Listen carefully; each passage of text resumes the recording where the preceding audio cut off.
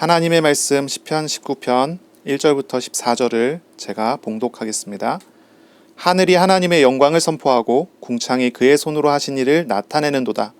날은 날에게 말하고 밤은 밤에게 지식을 전하니 언어도 없고 말씀도 없으며 들리는 소리도 없으나 그의 소리가 온 땅에 통하고 그의 말씀이 세상 끝까지 이르도다. 하나님이 해를 위하여 하늘에 장막을 베푸셨도다. 해는 그의 신방에서 나오는 신랑과 같고 그의 길을 달리기 기뻐하는 장사 같아서 하늘 이 끝에서 나와서 하늘 저 끝까지 운행하며 그의 열기에서 피할 자가 없도다. 여호와의 율법은 완전하여 영혼을 소성시키며 여호와의 증거는 확실하여 우둔한 자를 지혜롭게 하며 여호와의 교훈은 정직하여 마음을 기쁘게 하고 여호와의 계명은 순결하여 눈을 밝게 하시도다. 여호와를 경외하는 도는 정결하여 영원까지 이르고 여호와의 법도 진실하여 다 의로우니 금 곧 많은 순금보다 더 사모할 것이며 꿀과 송이꿀보다 더 달도다. 또 주의 종이 이것으로 경고를 받고 이것을 지킴으로 상이 크니이다. 자기 허물을 능히 깨달을 자 누구리요? 나를 숨은 허물에서 벗어나게 하소서. 또 주의 종에게 고의로 죄를 짓지 말게 하사 그 죄가 나를 주장하지 못하게 하소서. 그리하면 내가 정직하여 큰 죄가에서 벗어나겠나이다. 나의 반석이시요 나의 구속자이신 여호와여, 내 입의 말과 마음의 묵상이 주님 앞에 연락되기를 원하나이다. 아멘. 오늘은 시편 19편 1절부터 14절입니다.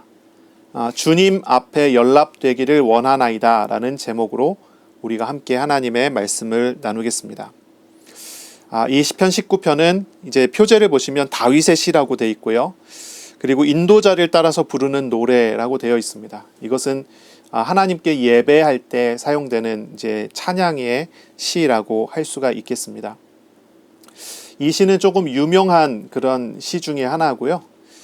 많은 이제 사람들이 이 시에 대해서 굉장히 많은 감동을 받고 감격을 했었던 이제 그런 시입니다. 그래서 이 시에 대해서는 최고의 시라고 표현하는 그런 사람도 있었고요. 이 시를 가지고 이제 하이든 같은 경우는 곡을 작곡을 하기도 하고 이제 그랬던 시죠. 유명한 시인데 이 시에 대해서 우리가 함께 이제 나눌 때 다윗이 어떻게 하나님을 보았고 다윗이 어떻게 하나님을 경험을 했으며 또 하나님께 어떻게 기도했는지를 우리가 보는 그런 시간이 되겠습니다. 이 시편 19편은 두 개의 주제 그리고 이어서 드리는 기도로 구성이 되어 있어요. 이 두 개의 주제는 하나는 자연에 나타난 하나님의 영광에 대한 것이고 또 하나는 하나님의 말씀, 이제 성경에 대한 이제 이야기죠. 그리고 난 다음에 이 두 찬양 이후에 하나님께 기도로 나아가는 그런 모습입니다. 자, 사람들이 하나님을 알 수 있는 방법이 무엇이 있을까요? 하나님을 알 수 있는 방법입니다. 사람으로서는 하나님을 알기가 참 어렵지만 하나님께서 사람들에게 하나님을 알 수 있는 방법을 두 가지를 주셨습니다. 하나님은 우리에게 두 가지 방법을 통해서 하나님 자신을 드러내셔요. 하나는 자연이고 또 하나는 성경입니다. 이것을 우리는 이제 일반 계시라고 하고 특별 계시라고 부릅니다. 자연을 일반 계시라고 부르고 이제 성경을 특별 계시라고 부르죠. 하나님을 아는 지식은 인간 스스로가 가질 수가 없어요. 그것은 인간이 가지고 있는 타락된 본성 때문입니다. 하나님을 알 수 있는 것은 오직 하나님께서 직접 가르쳐 주시는 것으로만 하나님을 알 수가 있어요. 이것을 하나님께서 보이신다라고 하는 이런 표현으로 계시라고 부릅니다. 일반 계시라고 하는 것은 자연 만물을 통해서 하나님을 간접적으로 알게 하는 것입니다. 바울은 이제 로마서 1장 20절에 이런 구절이 있죠. 창세로부터 보이지 아니하는 것들 곧 그의 영원하신 능력과 신성이 그가 만드신 만물에 분명히 보여 알려졌나니 그러므로 그들이 핑계하지 못할지니라 라고 했습니다. 하나님께서 만드신 모든 피조물에 하나님의 능력과 하나님의 신성이 보여지게 하셨다라고 하는 거죠. 이것을 이제 일반 계시라고 하죠. 모든 자연 만물을 통해서 하나님의 흔적을 보고 하나님을 보게 하는 것입니다. 우리가 자연을 보면 신비하지 않습니까? 밤하늘의 별을 볼 때, 저 하늘의 천체의 현상들을 볼 때 우리는 굉장한 신비함을 느끼게 됩니다. 그때 우리는 그 속에서 어떤 것을 생각하나요? 어떤 목적이 있는 손길을 보게 되지 않겠습니까? 하나님의 창조의 목적이 있는 손길, 조물주의 손길을 느껴지게 하는 그런 것이 이제 일반 계시의 드러남입니다. 하지만 이런 것을 통해서는 사람이 하나님을 인격적으로 알고 구원을 얻는 그러한 믿음을 갖기가 어렵죠. 인간이 가지고 있는 죄성과 인간이 가지고 있는 이 문제를 이런 것을 통해서는 해결할 길이 없는 것입니다. 그래서 하나님께서는 사람들에게 특별 계시를 주신 거예요. 특별 계시란 하나님께서 자기 백성에게 구원의 길을 가르쳐 주시기 위해서 주신 계시입니다. 이걸 특별 계시라고 합니다. 특별 계시는 자연과 인간의 양심으로는 알 수 없는 하나님 지식, 하나님 아는 지식, 그것을 가르쳐 줘요. 구원의 지식을 제공해 줍니다. 바로 성경이 이 특별 계시로 주어진 것입니다. 우리는 성경을 통해서 구원의 길을 그리고 하나님께 참되게 예배하는 지식을 얻을 수가 있어요. 오늘 우리가 성경에 다윗이 하나님의 영광을 찬양을 합니다. 자연을 바라보면서 하나님의 영광을 찬양합니다. 그리고 또 다윗이 하나님의 말씀을 통해서 구원과 회복, 참된 지혜와 하나님을 아는 지식 안에서의 참된 삶을 살아가게 됩니다. 이 일반 계시와 특별 계시의 메시지가 오늘 나오는 20편에 나타난 그러한 이야기입니다. 우리가 참되게 하나님 앞에 예배할 수 있는 방법이 있다면 그것이 무엇이겠습니까? 참되게 어떻게 예배할 수 있을까요? 예배가 어떻게 해야지 참된 예배가 될 수 있을까요? 어떤 형식이나 체계를 갖추고 경건한 분위기를 만들고 미리 준비된 예식을 드리는 것은 분명히 중요한 부분이 될 수 있습니다. 하지만 이것은요, 단 한 가지가 되지 않으면 그것은 전부 헛수고가 되고 말죠. 그것은 바로 하나님의 임재하심입니다. 하나님께서 우리의 삶에 임재하실 때 비로소 진짜 예배가 되고 진짜 기도가 되기 시작하는 것입니다. 어떤 형식적인 것이나 체계나 아니면 분위기 같은 것은 조금 부족할 수 있습니다. 그렇지만 하나님이 그곳에 임재하실 때 어떤 것이 좀 부족하더라도 그것은 예배가 가능하고 예배가 되는 것입니다. 하지만 모든 것이 잘 갖춰져 있고 모든 것이 잘 준비되어 있다 하더라도 하나님의 임재가 없다면 그것은 참된 예배가 될 수가 없습니다. 그건 예배가 아닙니다. 우리가 참된 예배를 드릴 때는 반드시 하나님의 임재하심, 하나님의 만나주심이 필요하다는 것입니다. 이것이 가장 중요한 기준이 될 수가 있는 거죠. 오늘 본문에 보면 다윗은 자연을 보면서 하나님을 봤습니다. 그리고 하나님의 말씀을 통해서 하나님과 교제합니다. 그리고 난 다음에 다윗은 하나님 앞에 예배로 나갑니다. 하나님께 기도하게 됩니다. 하나님께 기도할 때 다윗은 굉장히 겸손한 태도와 모습으로 하나님 앞에 무릎을 꿇습니다. 그것은 하나님의 나타나심을 보고 하나님의 임재하심을 보았기 때문이죠. 제일 마지막 절의 말씀을 보시면 그것이 오늘 우리 제목이기도 한데요. 내 입의 모든 말과 마음의 묵상이 주님께 연락되기를 원하나이다 라고 합니다. 연락된다라는 말은 기쁘게 드린다는 그런 의미입니다. 다윗은 자신에게 찾아오신 하나님, 다윗에게 하나님 자신을 보이신 그 하나님을 알아가게 됐을 때 기쁨으로 하나님 앞에 나아가게 되는 그런 모습을 보여주는 거죠. 오늘 우리가 예배를 드리기 위해서 하나님 앞에 나왔습니다. 이 예배의 시간, 하나님 만나는 이 시간에 여러분은 무엇을 의지하여 예배를 드리겠습니까? 하나님께서 나에게 지금 오셔서 나에게 자신을 보여주시는 그것을 의지하면서 예배를 드려야 우리가 참된 예배를 드리게 되는 것입니다. 오늘 우리가 이 시간에 그리고 이 주간에 하나님을 알고 만나 참 예배가 드려지는 그러한 복이 있으시기를 바랍니다. 말씀을 통해서 하나님을 알아가고 우리의 모든 삶의 자리자리마다 자연 만물을 통해 우리의 모든 삶에 하나님을 계시해 주시는 그 은혜를 보며 주님의 임재하심을 경험하며 나아가는 그러한 길이 이번 주간 우리의 삶 가운데 열려지기를 바랍니다. 우리는 자연 만물을 바라볼 때 무엇을 봅니까? 자연 만물을 바라볼 때 뭘 보나요? 어떤 사람들은 자연을 보면서 자연 그 자체만 보는 경우가 대부분이죠. 이제 어떤 사람이 아니라 대부분이 그런 것 같아요. 자연에 매료돼서 그것을 숭배하기도 하고 아니면 자연을 바라보면서 그것을 어떻게 이용하여 자신에게 이득을 삼기도 합니다. 자연을 바라보며 자연 그 자체를 보고 있는 것입니다. 그런데 하나님의 백성들은 어떻습니까? 참 지혜 있었던 사람들은 자연을 바라보면서 자연을 보는 게 아니라 그 배후에 하나님의 손길을 봅니다. 하나님께서 그 모든 자연을 운행하시는 것, 하나님의 통치를 보게 됩니다. 우리는 어떻습니까? 우리는 나타난 자연의 현상만 보고 있습니까? 아니면 자연에 나타난 그 모든 일들의 배후에 있는 실체를 보고 있습니까? 참된 지혜자는요, 나타나는 현상에 얽매이는 사람이 아닙니다. 지혜자는요, 현상 속에 나타나는 그 속에 숨겨져 있는 본질과 실상을 보는 것입니다. 자연을 바라보지만 그 너머에 있는 하나님의 손길을 보는 사람, 이런 사람이 지혜로운 사람입니다. 어떤 광대한 자연을 바라볼 때 사람들은 그것을 보면서 감탄하잖아요. 그러나 우리가 진짜 감탄해야 되는 것은 자연이 아니라 그 자연을 통치하시는 하나님에 대한 것이어야 할 것입니다. 자, 1절을 보겠습니다. 하늘이 하나님의 영광을 선포하고 궁창이 그의 손으로 하신 일을 나타내는도다. 자, 다윗이 다 자연을 봤습니다. 하늘을 봤어요. 하늘에 뭐가 보입니까? 낮에는 해가 보입니다. 해가 뜨고 지는 것을 봅니다.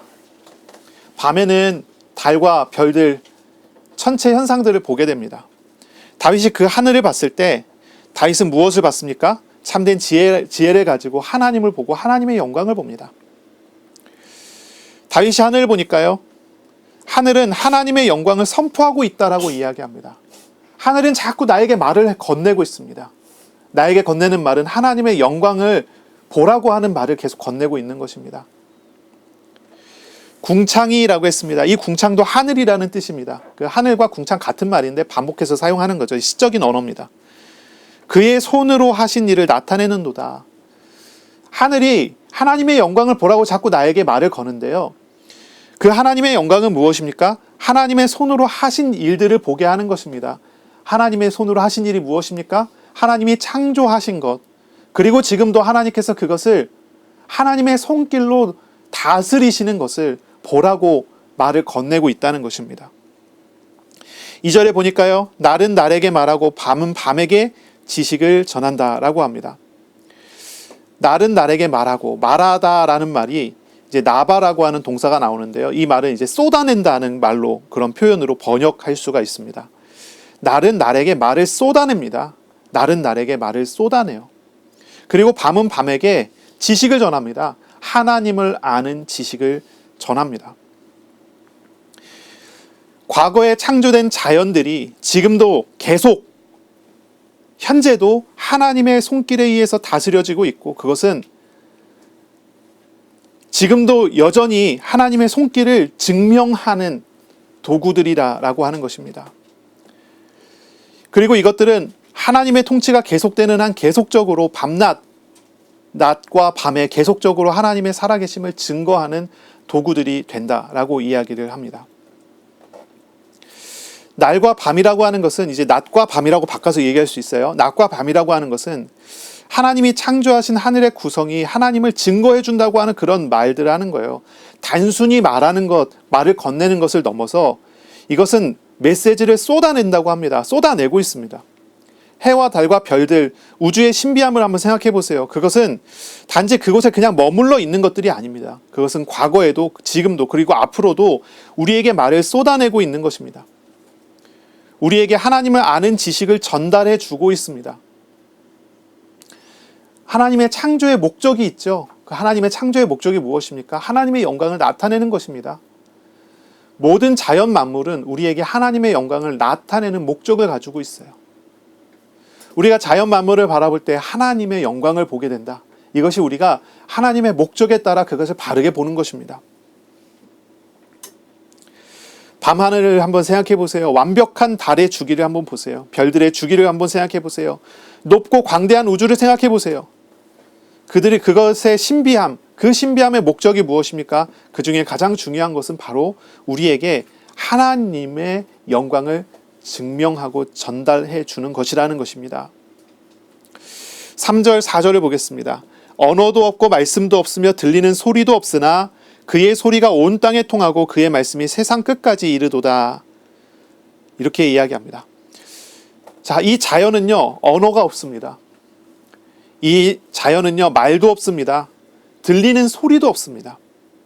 그런데 이 자연은 지금 계속 하나님의 영광을 증거하는 메시지를 쏟아내고 있습니다. 이것은 온 땅에 쏟아냅니다. 이 증거하는 말은 세상 끝까지 이르릅니다. 계속되어 가고 있습니다. 귀로 우리가 들리지 않지만, 우리의 귀에 들리지는 않지만 온 땅에 가득해서 알게 하는 쏟아져 나오는 하나님의 메시지가 있다는 것이죠. 그리고 이 메시지는 밤과 낮을 가리지 않고 계속하고 계속되는 그러한 메시지입니다. 근데 우리가 이런 질문을 해봐야 돼요. 나는 자연을 볼 때 그런 걸 보고 있습니까? 대부분은 그냥 자연 그 자체만 보지 않나요?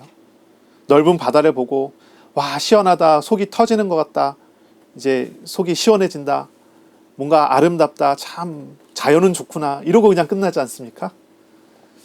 그런데 다윗은 그것을 보면서 쏟아내는 하나님의 음성을 듣고 있어요. 쏟아지는, 쉬지 않고 계속 쏟아지고 쏟아주는 그러한 메시지가 들리고 있다는 이야기를 합니다. 왜 우리의 귀에는 들리지 않는데 다윗의 귀에는 들릴까요? 우리의 귀가 닫혀있고 우리의 눈이 닫혀있고 우리의 마음이 닫혀있어서 그런 것이 아닐까요? 하나님은 쉬지 않고 우리에게 자연을 통해 하나님의 영광을 드러내시는데 우리는 쉬지 않고 우리의 눈과 마음을 닫아서 보지 않는 것입니다. 이것이 사람의 본성에 관련된 이야기죠. 사람이 죄 가운데 있기 때문인 것입니다. 똑같은 어떠한 사물을 봐도 하나님의 은혜로 눈이 열린 사람은 그것을 다르게 봅니다. 그렇죠? 똑같이 돈을 봐도 어떤 사람은 도구로 보고 어떤 사람은 우상으로 보지만, 그러나 하나님의 은혜 가운데서 경제를 배우고 훈련을 받은 사람은 그 돈이 아니라 그것을 하나님의 도구로 보이고 하나님의 움직이는 하나님의 통치를 보게 되는 것입니다. 이건 다른 것이죠. 온 세상은 실제로 하나님의 영광으로 가득 차 있습니다. 그 영광을 보는 눈이 열리기를 바랍니다. 하나님의 은혜로 우리가 눈이 열리고 귀가 열리면 온 세계에 가득 찬 하나님의 영광에 감동할 수가 있게 될 것입니다. 그리고 모든 것 속에 하나님의 통치를, 모든 것 속에 하나님의 인도하심을 알아가고 찾아가는 그런 은혜가 있게 될 것입니다. 이제 4절 뒤쪽부터 6절 앞에까지를 이제 보겠습니다. 하나님이 해를 위하여 하늘의 장막을 베푸셨도다. 이게 하나님께서 태양을 위해서 하늘에 집을 지어주셨다는 얘기입니다. 해는 그의 신방에서 나오는 신랑과 같고, 그래서 이제 신혼집에서 신랑이 나와요. 그리고 그의 길은 달리기를 기뻐하는 장사 같아서, 그래서 이 해는 그 집에서 나와서 쭉 달려갑니다. 운동선수처럼, 장사처럼 달려갑니다. 그래서 어디서 어디로 갑니까? 6절에 하늘 이 끝에서 나와서 하늘 저 끝까지 운행하며, 이것은 뭘 이야기합니까? 새벽에 해가 뜨고 저녁에 해가 지는 것을 이야기하는 것입니다. 그것을 이렇게 시적인 표현으로 이야기하는 거죠. 하나님께서 집을 지어주셔서 해가 집에서 나와서 달려가고 이제 집에 다시 돌아 들어가는 것입니다. 하늘 이 끝에서 나와서 하늘 저 끝까지 운행하고 있다라고 표현을 합니다. 그러면서 이렇게 얘기하죠. 그의 열기에서 피할 자가 없도다. 그의 열기에서 피할 자가 없다. 하나님께서 주시는 자연의 계시가 전해지지 않는 공간이 없게 하십니다. 지구의 어떤 장소에도 빛은 비추어지고 그 어떠한 장소에도 하나님의 계시는 가득 차서 전달이 됩니다. 다윗의 이 노래인데요. 이 다윗의 노래를 한번 잘 생각해 보세요. 다윗은 지금 시간에 대한 이야기와 장소에 대한 이야기를 하고 있는 것입니다. 다윗이 시간에 대한 이야기는 날과 밤을 이야기하면서 이야기를 했습니다. 날과 밤. 하나님은 쉬지 않고 하나님의 메시지를 쏟아냈다라고 이야기합니다. 그리고 또 장소에 대한 이야기를 합니다. 하나님은 세상 이 끝에서 세상 저 끝까지 빛을 비추어 주신다라고 하는 것입니다. 그것은 하나님의 영광을 이야기하는 빛입니다. 하나님은 시간 속에서도 어떤 시간에서도 또 어떤 장소에서도 하나님은 드러나십니다. 나타나십니다.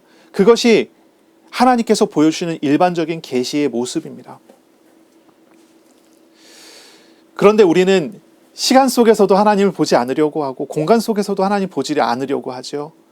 어느 시간에는 하나님께 숨겨져 있는 것처럼 생각하고 어느 장소에서는 하나님께 숨겨질 수 있는 것처럼 생각을 합니다.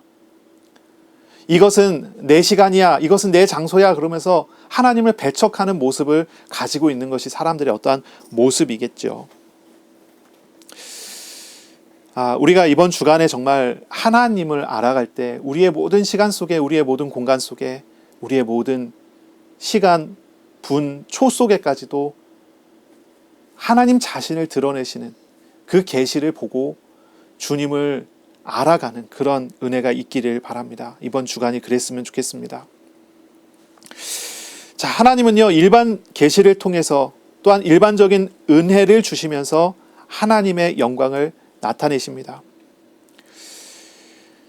이 태양의 열기에서 피할 자가 없다라고 하는 이 이야기는요, 두 가지로 우리가 해석을 할 수가 있겠습니다. 한 가지는 이 땅에 살고 있는 모든 사람에게 하나님께서 동일한 햇빛을 내려주시는, 동일한 유익과 혜택을 주시는 일반 은총으로 이해를 하는 것입니다. 그래서 하나님은 가난한 사람이나 부자나 동일하게 햇빛을 맞아 보게 합니다. 햇빛을 보게 합니다. 하나님은 가난한 사람이나 부자나 힘이 없는 사람이나 힘이 강한 사람이나 차별 없이 하나님을 알게 하는 빛을 비추어 주신다고 하는 것입니다. 또 다른 해석은요, 이렇게 가능합니다. 하나님은 하나님의 시간표에 맞춰 하나님의 심판을 내려주십니다.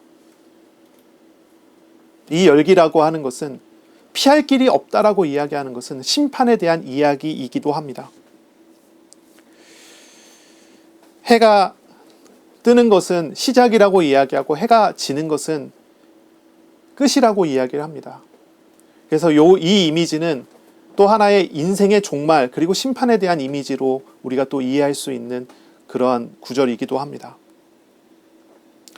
자연은 하나님을 증거해 줍니다. 밤낮 쉬지 않고 증거합니다. 오늘도 내일도 계속 그 증거는 이루어질 것입니다. 그리고 이 하나님에 대한 증거는 어느 장소에서나 어느 대상에서나 동일하게 이루어지는 것입니다. 사람이 살고 사람이 죽게 되어지는 모든 과정 속에서도 우리는 하나님의 자기 계시를 보게 됩니다. 우리가 외면해서 그렇죠. 보게 되는 것입니다.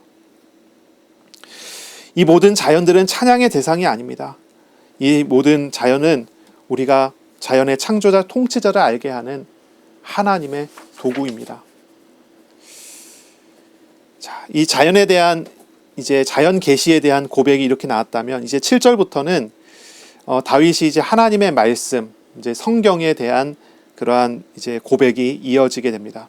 7절부터 10절까지 우리가 이제 보겠습니다. 여호와의 율법은 완전하여 영혼을 소성시키며 여호와의 증거는 확실하여 우둔한 자를 지혜롭게 하며 여호와의 교훈은 정직하여 그 마음을 기쁘게 하고 여호와의 계명은 순결하여 눈을 밝게 하시도다. 여호와를 경외하는 도는 정결하여 영혼까지 이르고 여호와의 법도 진실하여 다 의로우니 금 곧 많은 순금보다 더 사모할 것이며 꿀과 송이꿀보다 더 달도다 했습니다. 자연은 하나님의 영광을 나타내지만 사람이 그것으로 하나님을 인격적으로 알 수는 없습니다. 구원에 이르는 참된 길에 설 수는 없는 거죠. 그래서 이 자연은 사람들에게 하나님의 어떤 간접적인 흔적을 보게 하는 그것입니다. 이 자연에 비추어지는 이 빛들은 창조주의 흔적을 보며 자신의 양심에 비추어 살게 하는 그런 것입니다. 하지만 그것으로는 구원에 이를 수가 없지요. 하나님은 사람들에게 택한 자들이 죄에서 돌이켜 구원을 얻을 수 있도록 특별한 계시를 주셨고 그것을 우리는 성경이라고 우리가 보고 이제 고백을 합니다. 다윗은 바로 이 성경을 6개로 표현을 합니다. 그리고 그 성격에 대해서 노래를 하게 되죠. 다윗이 표현한 성경의 6가지는 율법, 증거, 교훈, 계명, 경외하는 도, 법도라고 했습니다. 7절부터 9절까지 이제 두 개씩 이렇게 고백이 되죠. 이것은 뭐냐면 성경이 가지고 있는 성격, 그러니까 이제 다윗이 성경을 통해서 얻은 유익과 이제 찬양이 여기에 이제 담겨져 있는 것입니다. 자, 7절 앞에 볼게요. 여호와의 율법은 완전하여 영혼을 소성시키며 라고 합니다. 성경은요, 여호와의 율법입니다. 이 율법은 완전해요. 율법은 완전하게 하고 영혼을 소생시키는 것이다 라고 얘기합니다. 이 소성이라고 하는 단어는 히브리어 슈브인데요. 이것은 이제 회복하다 또는 이제 회개하다라는 의미입니다.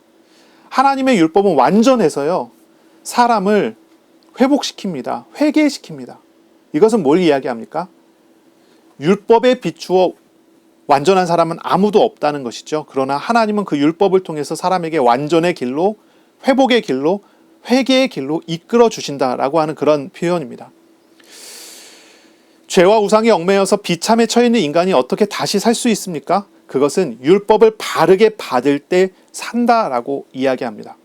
이 율법은요, 율법주의하고는 많이 다른 것입니다. 율법주의는 율법을 지켜서 구원받으려고 하는 사상이에요. 그런데 율법은 그거하고는 달라요. 율법은 자신이 죄인임을 알게 하여 죄를 깨닫고 마음을 돌이켜 메시아께로 나아가게 하는 그런 도구입니다. 그래서 율법을 바르게 받는 사람은 죄를 짊어지시고 구원하시는 그리스도께로 나아가는 사람이 됩니다. 그러함으로 그 영혼이 살게 되고 회복하게 되고 회개하게 되는 것입니다. 우리는 율법을 읽고 묵상하며 겸손히 날마다 하나님께로 나아가야 되는 것입니다. 그것이 성도가 사는 길입니다. 그래서 성경을 통해서 우리는 언제나 우리가 죄인임을 보는 거예요. 그러나 거기서 구원하시는 하나님을 봅니다. 그것이 우리가 사는 길입니다. 두 번째는요, 성경은 여호와의 증거라라고 합니다. 증거. 여호와의 증거는 확실하여 우둔한 자를 지혜롭게 한다라고 합니다. 여호와의 증거는 확실하기에 우둔한 자를 지혜롭게 합니다. 참 지혜에 대한 이야기입니다. 참 지혜는 어디에 있습니까? 참 지혜는 하나님의 말씀에 있습니다. 다윗은 어려움 중에서도 사람의 말이 아니라 하나님의 말씀에서 참 지혜를 찾았습니다. 사람들이 다윗에게 이런저런 권유를 아무리 많이 해도 다윗은 하나님 앞에 나가 무릎 꿇고 기도하며 하나님으로부터, 말씀으로부터 답을 찾습니다. 그것이 다윗이었습니다. 그때 다윗은 사람들이 다 어리석다 말했지만 다윗은 하나님의 인도하심을 받아 결국 승리하고 성공하는 길에 서게 됐습니다. 지혜가 무엇입니까? 사람들의 판단보다 훨씬 더 높은 지혜가 있습니다. 그것은 하나님의 지혜입니다. 하나님이 아니면 누가 우리의 오늘과 내일을 바른 길로 걸어갈 수 있게 해주겠습니까? 아무리 똑똑하고 아무리 머리가 좋은 사람이라 하더라도 사람의 미래를 미리 알지 못합니다. 바른 판단을 내릴 수 있는 능력이 사람 안에는 없습니다. 사람은 시간과 공간 안에 가두어진 존재이기 때문에 더욱 그렇죠. 그러나 우리 하나님은 참으로 지혜로우십니다. 그 지혜는 하나님의 선하심에 기초하는 지혜입니다. 하나님은 우리에게 가장 선한 길로, 온전한 길로 우리를 인도해 주시는 분이십니다. 그러므로 하나님의 말씀을 묵상하며 하나님을 의지하며 살아가는 그 사람은 참 지혜 있는 사람으로 오늘과 내일에 온전하고 바른 길을 걸어갈 수 있게 되는 것입니다. 세 번째는 이제 8절입니다. 여호와의 교훈은 정직하여 마음을 기쁘게 한다라고 합니다. 사람에게 있어서의 참된 기쁨, 그 기쁨은 어디에서부터 와야 합니까? 어디에서 우리는 기쁨을 찾을 수 있습니까? 다윗은 하나님의 말씀에서 참된 기쁨을 찾았다라고 고백을 합니다. 하나님의 말씀은 자신을 교훈하여 그 교훈 속에 자신은 정직하게 되었고 그 정직함은 결국 자신에게 기쁨으로 다가왔다라고 하는 그런 고백입니다. 네 번째는 여호와의 계명은 순결하여 눈을 밝게 하시도다라는 것입니다. 하나님의 계명은 사람을 순결하게 해줍니다. 그리고 그 순결함은 눈을 밝혀줘서 모든 것을 분명하고 바르게 판단할 수 있게 해줬다라고 하는 것입니다. 우리가 어떠한 일을 보고 그것을 분별하는 힘이 어디에서 옵니까? 다윗은 그것이 하나님의 계명에서 왔다. 그것은 하나님의 말씀이다라고 이야기를 합니다. 다섯 번째입니다. 9절이죠. 여호와를 경외하는 도는 정결하여 영원까지 이른다라고 합니다. 영원을 볼 수 있는 힘이 어디에 있습니까? 어떤 자연 만물에도 인간은 연약한 존재일 뿐이고 인간은 순간적인 존재일 뿐입니다. 시간 아래에 가두어져 있고 공간 아래에 가두어져 있는 게 인간일 수밖에 없습니다. 하나님은 시간과 공간을 초월하는 저 하나님의 나라를 이루어 가시는데 사람은 그 앞에서 아무것도 아닌 존재인 것이죠. 아무것도 아닌 존재인 내가 하나님의 말씀 안에서 영원을 봅니다. 다윗은 영원을 발견했습니다. 시간을 초월하는 그 영원이 하나님을 경외하는 그 도 안에 있음을 깨달았습니다. 여호와를 경외하는 그 도는 자신을 깨끗하게 해줍니다. 정결하게 해줍니다. 그리고 그 도는 자신에게 영원을 선물해주는 그런 도였습니다. 여섯 번째입니다. 여호와의 법도 진실하여 다 의로우니라고 했습니다. 앞에 5개를 표현하는 그 표현에서 여섯 번째는 달라집니다. 다른 표현, 이거는 이제 앞에 있는 5가지를 다 이제 포괄해갖고 이야기하는 그런 고백입니다. 하나님의 법도, 성경은 하나님의 법도입니다. 이 법도는 진실합니다. 다 의롭게 합니다. 하나님 앞에서 아무도 의로울 수 없는데 사람은 다 피할 수 없는 심판 앞에 설 수밖에 없는데 성경은 피할 수 없는 이 심판 앞에 서 있는 백성들에게 의의 피난처를 제공해 주는 그런 것이다라고 고백을 하는 것입니다. 6절에 이야기했죠. 그의 열기에서 피할 자가 없도다라고 했습니다. 사람은 태어나서 자라나서 성장해서 살다가 병들어서 죽게 됩니다. 그것이 인생입니다. 그 열기에서 피할 자는 아무도 없습니다. 그 심판에서 피할 자는 아무도 없습니다. 그러나 피난처는 바로 이 성경을 통해서 우리에게 주어집니다. 다윗은 바로 그 하나님을 보게 된 것입니다. 자신을 의롭게 하는 그 하나님을 성경을 통해서 알게 되는 것입니다. 10절에 이야기합니다. 금 곧 많은 순금보다 더 사모할 것이며 꿀과 송이꿀보다 더 달도다. 다윗은요, 하나님의 말씀을 가장 가치 있는 재물인 금보다, 순금보다 더 가치 있는 것이다 라고 표현을 하고, 당시에 가장 만족스러운 음식 중에 하나인 꿀을 들어서 이야기합니다. 꿀, 그 중에서도 송이꿀보다도 더 달콤한 것이 하나님의 말씀이다라고 고백을 합니다. 다윗이 하나님의 말씀을 알았더니 이 안에는 많은 것이 있습니다. 그 안에는 영원히 살아나는 생명이 있고, 이 안에는 참된 지혜가 있고, 참된 즐거움이 있고, 이 안에는 영원이 담겨져 있고, 이 안에는 참 놀라운 의로움이 담겨져 있습니다. 그것을 알고 그것을 경험하고 그것을 맛보니 다윗은 이야기하기를 이것은 어떤 재물보다도 더 가치 있으며 어떤 음식보다도 더 만족스러운 것이구나라고 고백을 합니다. 저 여러분은 어떻습니까? 하나님의 말씀이 그렇게 보이십니까? 하나님의 말씀이 그렇게 읽어지십니까? 어떤 재물보다도 가치 있는 것으로 보여주십니까? 어떤 음식보다도 더 맛있는 것으로 느껴지십니까? 지식으로는 아는데 실제로는 그렇지 않을 수 있습니다. 머리로는 인정을 하는데 실제 삶에서는 그렇게 선택을 못할 수도 있습니다. 그러나 우리가 하나님을 온전하게 경험해 갈 때, 알아갈 때, 체험해 갈 때 우리는 이 맛을, 이 가치를 보게 될 것입니다. 다윗의 평생에 바로 이 하나님의 말씀의 가치를 경험하게 되고, 그래서 하나님 앞에 이렇게 나아가는 모습입니다. 우리가 이렇게 하나님의 은혜를 알아갈 때 우리도 이렇게 나아갈 수 있게 될 것입니다. 자, 금과 꿀은요, 이제 노란 빛을 띠고 있지요. 이 앞에 이야기에는 햇빛과 이제 대비 비교가 되는 그런 이야기 됩니다. 햇빛도 황금빛, 노란빛입니다. 금도 그렇죠. 꿀도 그렇죠. 이렇게 비교를 하는 거예요. 금과 꿀이라고 했지만 햇빛과 비교를 하는 거예요. 어떤 자연의 혜택이, 유익이 사람들에게 내려와도 그 어떤 것을 다 갖다가 비교를 해도 비교할 수 없는 것은 하나님의 말씀 안에 담겨져 있다라고 하는 그런 고백입니다. 자연에 계시는 하나님의 존재를 알게 하죠. 자연에 계시는 사람의 양심을 비추어 줍니다. 그래서 죄를 억제시키는 역할을 합니다. 자연 계시를 통해서는 그러나 하나님을 인격적으로 알 수가 없습니다.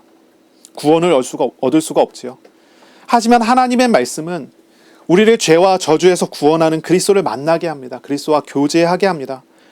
말씀은 우리를 선하신 하나님의 뜻을 알게 합니다. 참으로 복된 자리에 하나님 원하시는 자리에 설 수 있도록 합니다.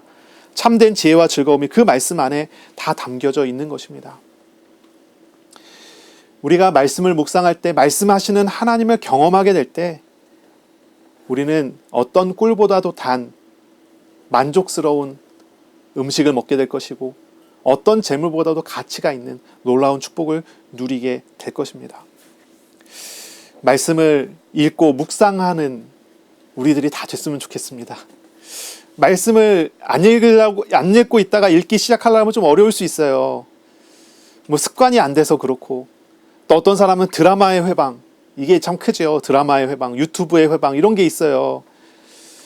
집에 들어오면 TV부터 켜는 사람들 있잖아요. 이게 왜 그렇죠? 그게 습관이 돼갖고 지식으로는 말씀이 어떤 재물보다 낫다 그러는데 말씀보다는 재물을 선택하게 되는 것이 또한 습관과 인간의 본성적인 그런 부분이 될 것입니다. 어떤 다양한 환경들 때문에 집중할 수 없어서 성경을 못 읽게 되고 이럴 수 있어요. 하지만 하나님께 성경의 맛을 보게 해달라고 기도하면서 진짜 한번 도전해 보세요. 성경 읽을 때 하나님께서 우리의 마음에 빛을 비춰주시면 우리는 말씀을 통해서 하나님과의 인격적인 교제를 회복하게 됩니다. 그리고 앞서 이 다윗이 말한 성경의 유익들을 얻게 되는 거예요. 있다가 없어질 것 가지고 얽매여지는 그러한 사람의 모습이 아니라 저 영혼을 맛보고 경험하며 누리는 그런 사람이 돼요. 육신적인 쾌락을 추구하면서 이것 즐겁고 저것 즐겁고 그거 지나가면 허무해지는 그런 걸 얻기 위해서 매일매일 달려가는 그런 삶이 아니라 참된 즐거움이 지워지지 않는 참된 평안이 하나님 나라의 기쁨이 우리 안에 회복이 되는 그런 맛을 보게 되는 것입니다. 말씀 안에는 이런 것이 있어요. 우리의 마음의 상처와 우리 마음을 죽게 만드는 어떠한 이 정신적인 압박감과 고통들이 있을 수 있잖아요. 그런 문제에서 우리가 어떻게 해방을 받습니까? 육신적인 방법으로는 잠깐 그것을 잊어버릴 뿐이잖아요. 그러나 하나님의 말씀 안에는 우리를 거기에서 소성시키는, 회복시키는 힘이 담겨져 있습니다. 능력이 담겨져 있어요. 하나님의 말씀을 찾으세요. 하나님의 말씀 앞으로 나아가시길 바랍니다. 이번 주간에 정말 한번 결정을 내리고 성경을 읽겠다 하고 한번 도전해 보세요. 어떤 성경을 읽으시면 되겠습니까? 우리가 지금 읽은 본문을 읽으세요. 많이 읽는 것도 좋습니다. 그러나 집중해서 읽는 것은 더 좋습니다. 강단에서 선포된 이 성경 구절을 반복해서 읽으세요. 10번이 되고 100번이 되고 1000번이 돼도 괜찮습니다. 읽을 때마다 이 안에 담겨져 있는, 이 안에 숨겨져 있는 꿀보다 더 다른 하나님의 양식을 먹으시고 그 은혜를 누리시기를 바랍니다. 아멘. 자, 12절에 보니까요.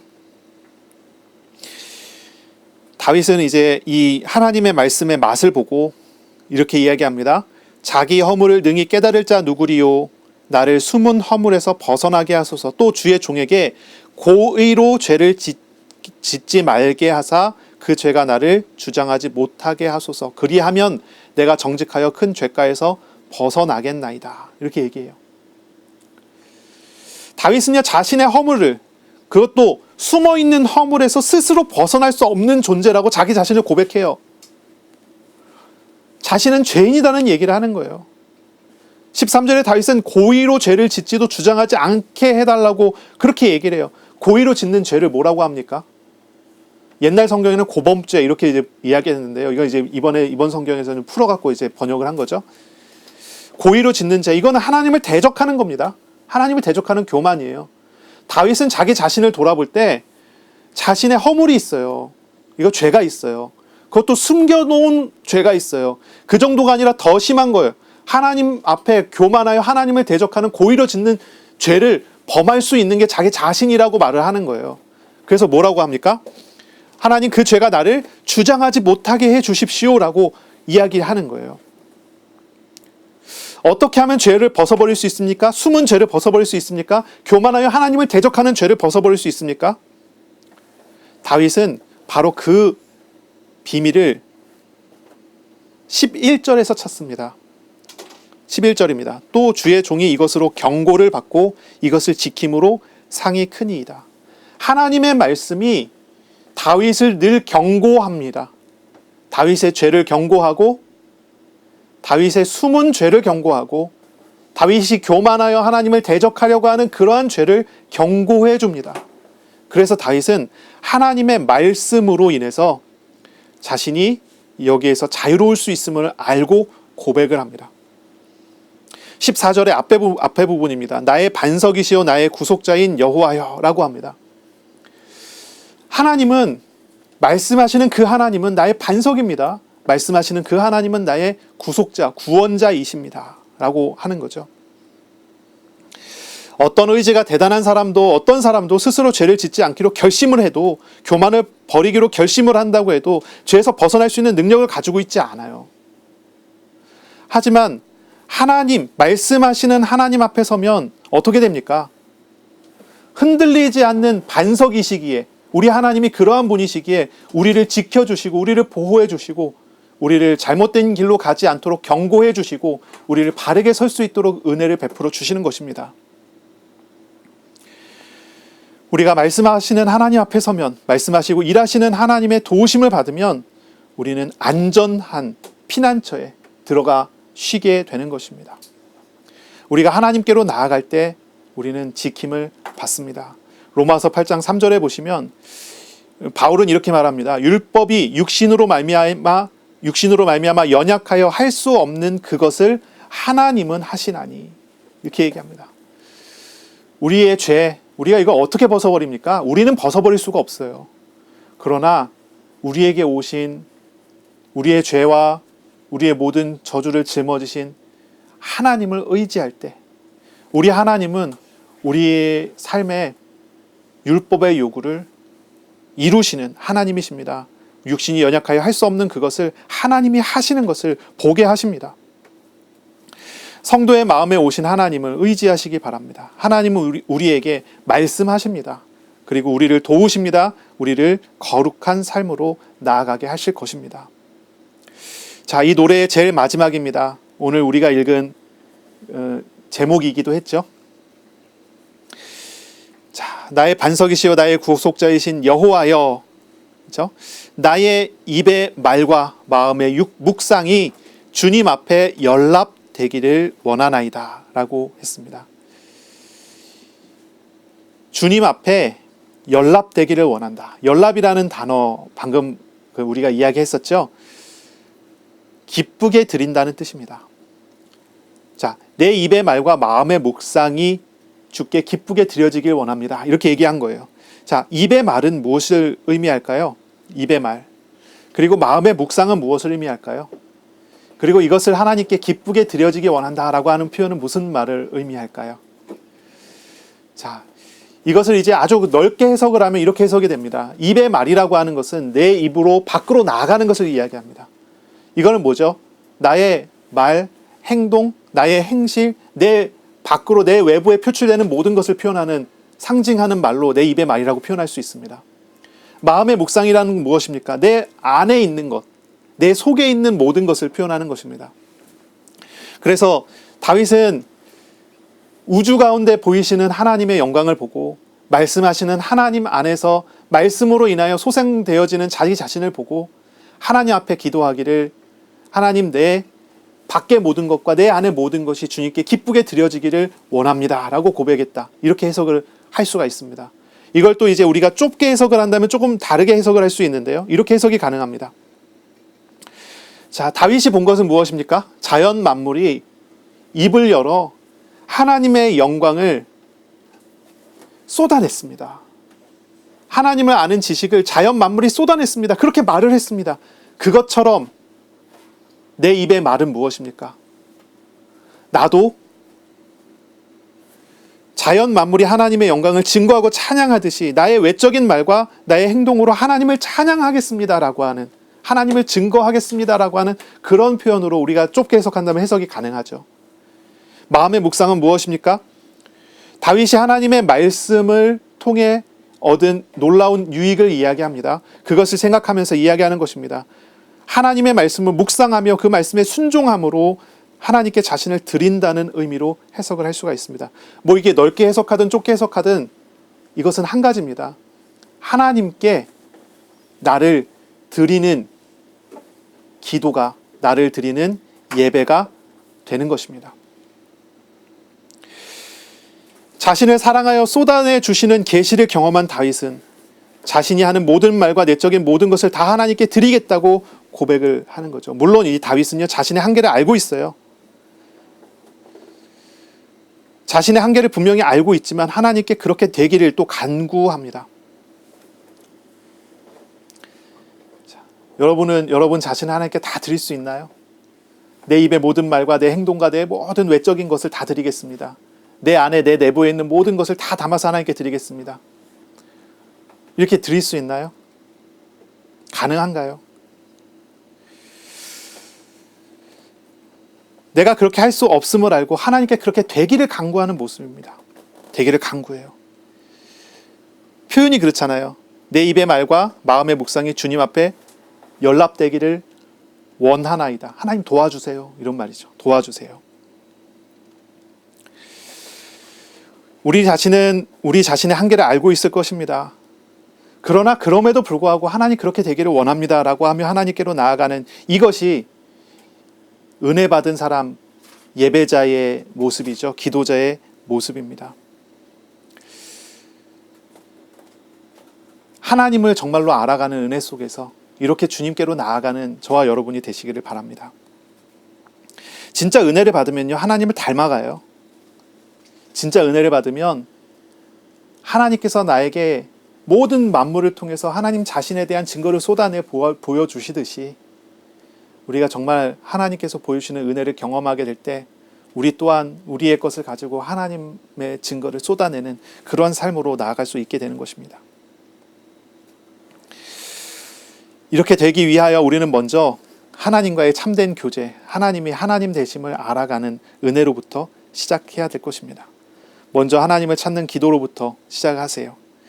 통치하시는 하나님을 구하고 말씀하시는 하나님을 알기를 구하시기를 바랍니다. 이번 한 주간 동안 자기를 나타내시는, 계시하시는 하나님을 알아가는 그런 주간이 되시기를 축복합니다. 자연 만물을 통해서, 우리 주변에 있는 모든 것들을 통해서 하나님의 영광을 엿보는 그런 주간이 되시길 바랍니다. 또한 하나님의 말씀을 묵상하세요. 성경을 읽으세요. 하나님과 동행하고 영혼을 회복하고 지혜를 얻으며 즐거움과 하나님의 의로움을 누리는 그러한 주간이 되시기를 바랍니다. 무엇보다 이번 한 주간이 하나님께 외적인 내적인 자신을 다 드리는 그러한 예배자, 그런 기도자로 나아가는 시간이 되시기를 바랍니다. 기도하겠습니다. 하나님 아버지 감사합니다. 오늘 우리에게 말씀하시고 이 말씀을 이루실 것이니 감사합니다. 이번 한 주간 우리의 모든 삶에 드러내 보이시는 하나님의 영광을 우리가 알아가는 은혜 있게 하여 주옵소서. 주님의 말씀을 통하여 우리의 영혼이 다시 살고 우리의 영혼이 참 길을 얻으며 영원을 소유하고 누리는 은혜 있게 하여 주시옵소서. 이번 한 주간 주님을 바라보며 주님께 우리의 모든 것을 드려 나아가는 기도자의 삶을 살게 하여 주옵소서. 감사하며 예수님 이름으로 기도합니다. 아멘. 우리 구주 예수 그리스도의 은혜와 하나님의 사랑하심과 성령님의 교통하심이 이제로 영원까지 항상 함께 있을지어다. 아멘.